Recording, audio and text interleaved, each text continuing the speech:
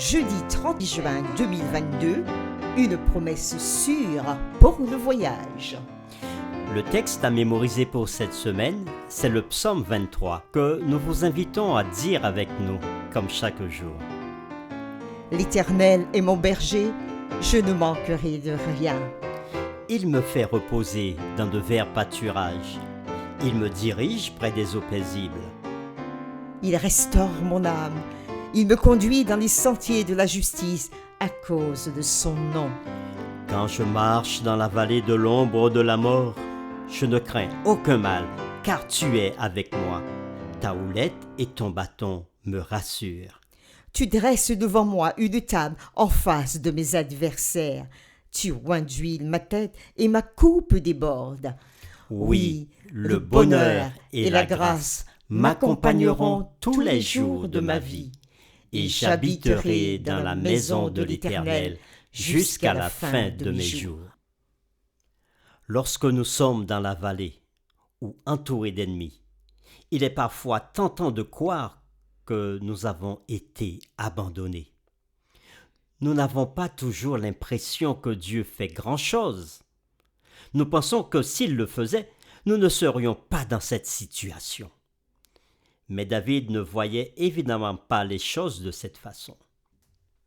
Malgré ces épreuves, quelles sont les deux choses que David dit et dont il est certain au verset 6 du psaume 23?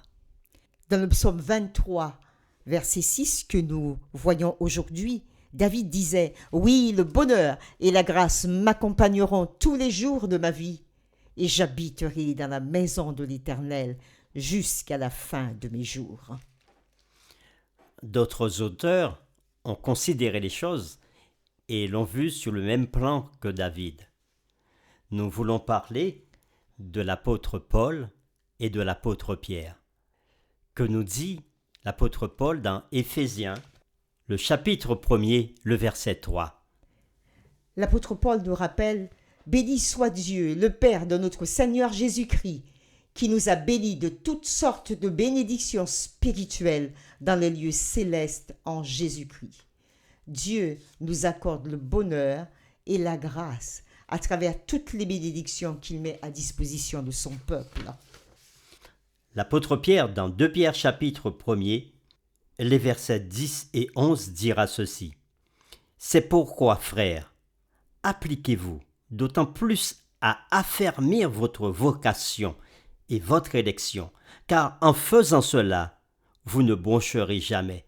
C'est ainsi, en effet, que l'entrée dans le royaume éternel de notre Seigneur et Sauveur Jésus-Christ vous sera pleinement accordée. » Oui, Pierre voyait déjà le bonheur dans la maison éternelle avec Jésus-Christ.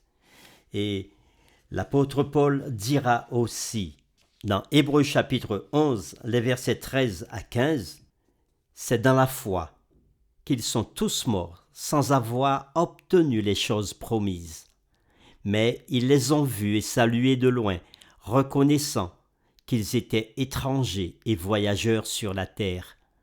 Ceux qui parlent ainsi montrent qu'ils cherchent une patrie.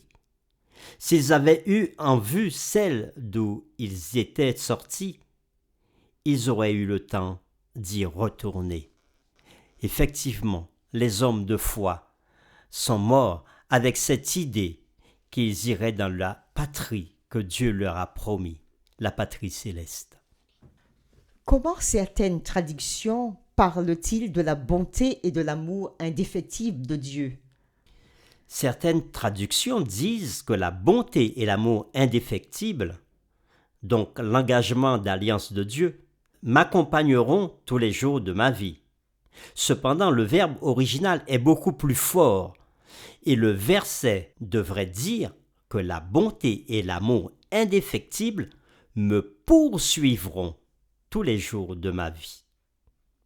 En fait, c'est ce verbe qui est utilisé en hébreu dans le texte original.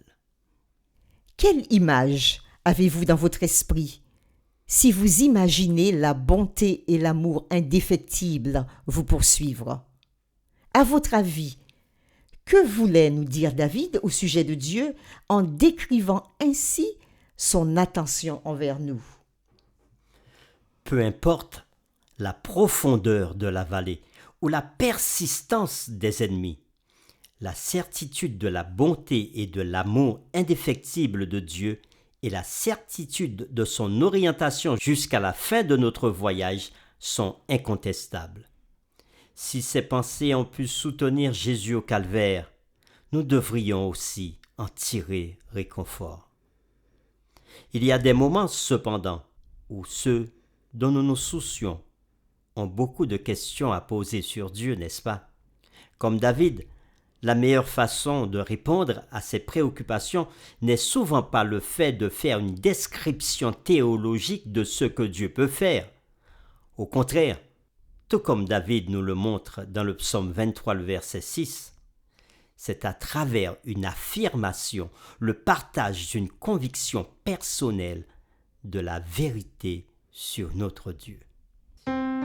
Avant de terminer, voici ces quelques questions personnelles. Quelle preuve y a-t-il dans votre propre connaissance de Dieu, pouvant illustrer la certitude que sa bonté et son amour indéfectible nous poursuivent? Quelle preuve pouvez-vous ajouter à partir de la Bible? Une autre question, comment pourriez-vous partager cela avec ceux qui remettent en cause la certitude de l'attention de Dieu?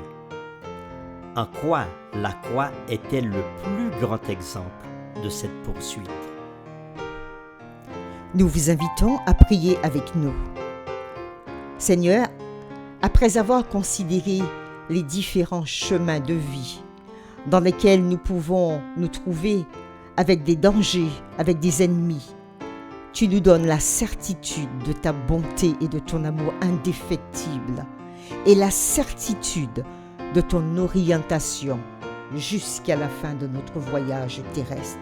Et enfin, jusqu'au jour de ton retour, où nous te verrons face à face et habiter avec toi. Aide-nous par ton esprit à confesser toujours que le bonheur et la grâce que tu donnes continuent et continueront à nous poursuivre toute notre vie, quelles que soient les difficultés. Jésus, notre Sauveur, notre berger, nous a donné l'exemple par son amour, par sa bonté, par sa fidélité. Il nous a montré son exemple jusqu'à mourir, jusqu'à la croix pour chacun de nous. Merci Père pour toutes choses. Merci pour ton amour qui continuera à déborder dans notre vie pour que nous puissions continuer à le confesser au nom de notre Seigneur Jésus-Christ. Amen.